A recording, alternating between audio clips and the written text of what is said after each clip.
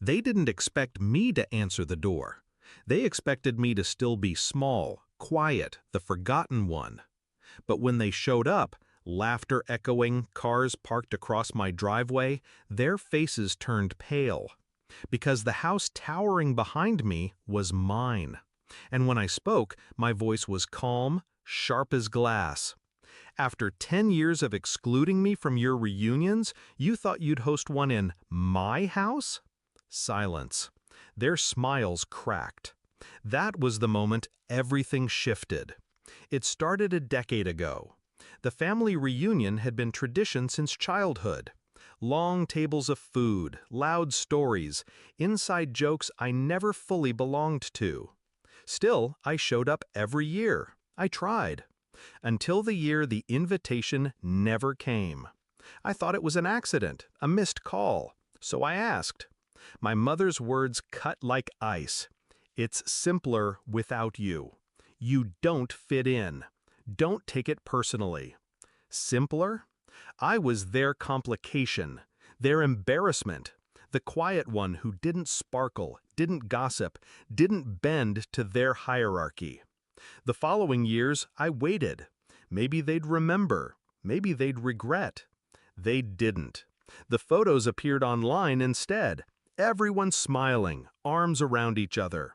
My absence erased like I was never part of them.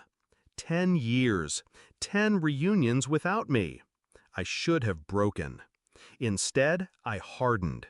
I built a life in silence, worked hours they never saw, made decisions they never understood.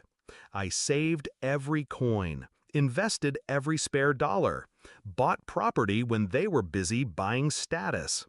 They laughed at me, called me stingy, boring, antisocial. They didn't see the blueprint I was following.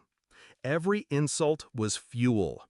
Every exclusion was another brick in the walls I was building, walls that would one day become a house none of them could touch. When the house was finished, I invited no one. No housewarming, no family visit. It was mine, and for the first time in my life, I felt untouchable. So imagine my amusement when I heard the news. This year's reunion had been canceled last minute because the old venue fell through. Imagine my laughter when I saw the cars rolling up my street, my driveway, like nothing had happened. They didn't even ask. They assumed. I opened the door that evening, letting them see the marble floors, the chandeliers, the life they never believed I could afford. Their chatter faltered. My sister's smile froze mid-sentence. My father cleared his throat, already defensive. "This place is perfect," my aunt said quickly. "We knew you'd be happy to host this year." Host. As if 10 years of silence meant nothing. As if I owed them. I let the pause stretch until the air grew heavy. Then I said, "After 10 years of excluding me, you think you can walk in here like it's yours?" Their faces shifted. Excuses tumbled out. "It wasn't personal. You're too sensitive. You know how it is. We didn't think you'd enjoy it." Every lie, every deflection, I'd heard them all before. I didn't raise my voice. I didn't break. Instead, I smiled, cold, controlled. "This house," I said slowly, "is built on every year you left me out, every insult, every laugh behind my back. While you were wasting money on appearances, I was building this, alone." My brother scoffed, trying to recover his pride. "So what? You're saying you don't want us here?" I stepped aside, gesturing to the door behind me. "I'm saying you're not welcome." The silence was sharp, broken only by the sound of someone's breath catching. Then my mother, the one who once told me it was simpler without me, whispered, "But we're family." I looked her in the eye. Family doesn't erase you for a decade and come back only when it's convenient. Her face crumbled. My father looked away. My siblings shifted uncomfortably, suddenly children again under the weight of truth. I closed the door. Not with a slam, not with anger, just a quiet, final click. That night I poured myself a glass of wine, sat by the window, watched their cars pull away, one by one.